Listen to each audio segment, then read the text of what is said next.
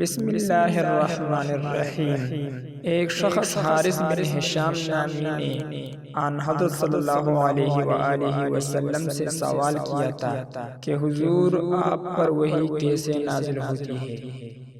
آپ صلی اللہ علیہ وسلم نے فرمایا کہ وحی نازل ہوتے وقت کبھی مجھ کو گھنٹی سی آواز محسوس ہوتی ہے اور وحی کی یہ کیفیت مجھ پر بہت شاق گزرتی ہے۔ جب یہ کیفیت ختم ہوتی ہے تو میرے دل و دماغ پر اس فرشتے کے ذریعے نازل شدہ وحی محفوظ ہو جاتی ہے، اور کسی وقت ایسا ہوتا ہے کہ فرشتہ بشکل انسان میرے پاس آتا ہے اور مجھ سے کلام کرتا ہے، پس میں اس کا کہا ہوا یاد رکھ لیتا ہوں۔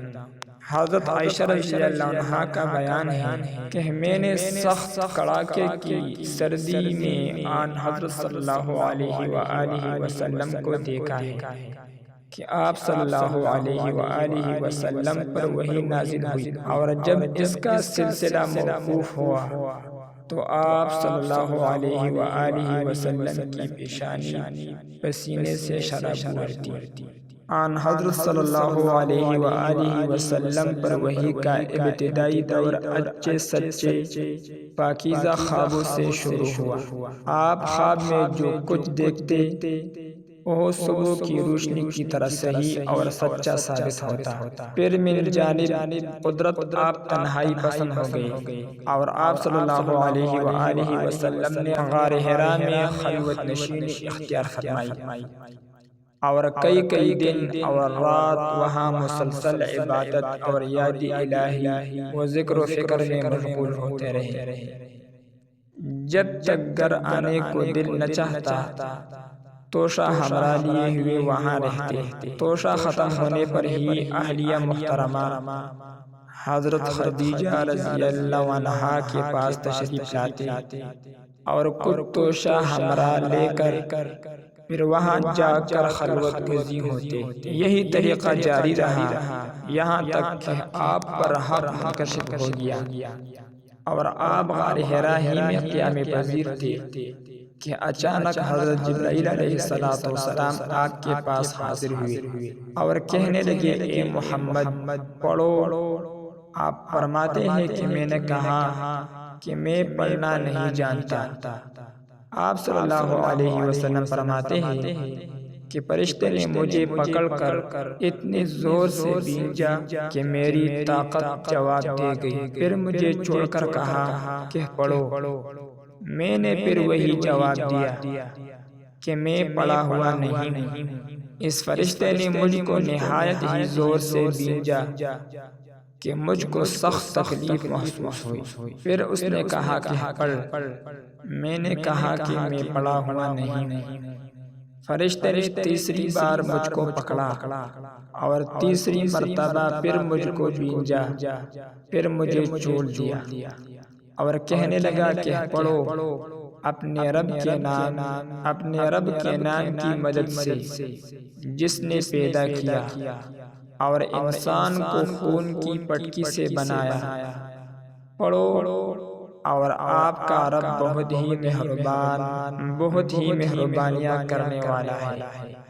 پس یہی آیت آپ حضرت جبرائیل علیہ السلام سے سن کر اس حال میں غار حرا سے واپس ہوئے کہ آپ کا دل اس انوکھے واقعہ سے کانپ رہا تھا۔ آپ صلی اللہ علیہ وآلہ وسلم حضرت خدیجہ کے ہاں تشریف لائے اور فرمایا کہ مجھے کمبل اوڑھا دو، مجھے کمبل اوڑھا دو۔ لوگوں نے آپ کو کمبل اوڑھا دیا۔ جب آپ کا ڈر جاتا رہا تو آپ نے اپنی زوجہ محترمہ حضرت خدیجہ رضی اللہ عنہا کو تفصیل کے ساتھ یہ واقعہ سنایا اور فرمانے لگے کہ مجھ کو اب اپنی جان کا خوف ہو گیا ہے۔ آپ کی اہلیہ محترمہ حضرت خدیجہ رضی اللہ عنہا نے آپ کی ڈارس بندائی اور کہا، آپ کا خیال صحیح نہیں ہے، خدا کی قسم آپ کو اللہ کبھی رسوا نہیں کرے گا۔ آپ تو اخلاق فاضلہ کے مالک ہیں، آپ تو کمبا پرور ہیں، بے کسوں کا بوجھ اپنے سر پر رکھ لیتے ہیں، مفلسوں کے لیے آپ کماتے ہیں، مہمان نوازی میں آپ بے مثال ہیں، اور مشکل وقت میں آپ امر حق کا ساتھ دیتے ہیں۔ ایسے اوصاف حسنہ والا انسان یوں بے وقت ذلت و خواری کی موت نہیں پا سکتا۔ پھر مزید تسلی کے لیے حضرت خدیجہ رضی اللہ عنہا آپ صلی اللہ علیہ وآلہ وسلم کو ورقہ بن نوفل کے پاس لے گئی، جو ان کے چچا زاد بھائی تھے اور زمانے جاہلیت میں نصرانی مذہب اختیار کر چکے تھے اور عبرانی زبان کے کاتب تھے۔ چنانچہ انجیل اس کو بھی حسب منشاء خداوندی عبرانی زبان میں لکھا کرتے تھے۔ وہ بہت بوڑھے ہو گئے تھے، یہاں تک کہ ان کی بینائی بھی رخصت ہو چکی تھی۔ حضرت خدیجہ رضی اللہ عنہا نے ان کے سامنے آپ کے حالات بیان کیے اور کہا کہ اے چچا زاد بھائی، اپنے بھتیجے حضرت محمد صلی اللہ علیہ وآلہ وسلم کی زبانی ذرا ان کی کیفیت سن لیجیے۔ وہ بولے کہ بھتیجے، آپ نے جو کچھ دیکھا ہے اس کی تفصیل سناؤ۔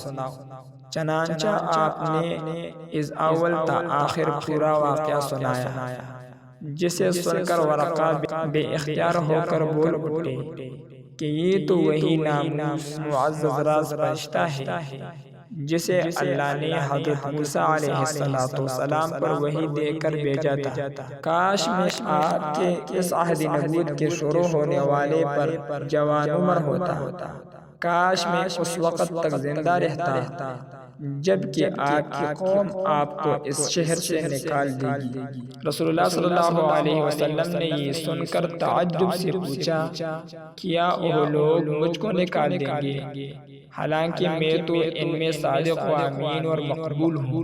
ورقہ بولا، ہاں یہ سب کچھ سچ ہے، مگر جو شخص بھی آپ کی طرح امر حق لے کر آیا لوگ اس کے دشمن ہی ہو گئے۔ اگر مجھے آپ کی نبوت کا وہ زمانہ مل جائے تو میں آپ کی پوری مدد کروں گا، مگر ورقہ کچھ دنوں کے بعد انتقال کر گئی، پھر کچھ عرصہ تک وحی کی آمد موقوف رہی۔ یہ تھی وحی کی مختصر وضاحت۔ اسی طرح مزید خوبصورت ویڈیو دیکھنے کے لیے ہمارا یوٹیوب چینل دین ڈائجسٹ کو سبسکرائب کریں۔ شکریہ۔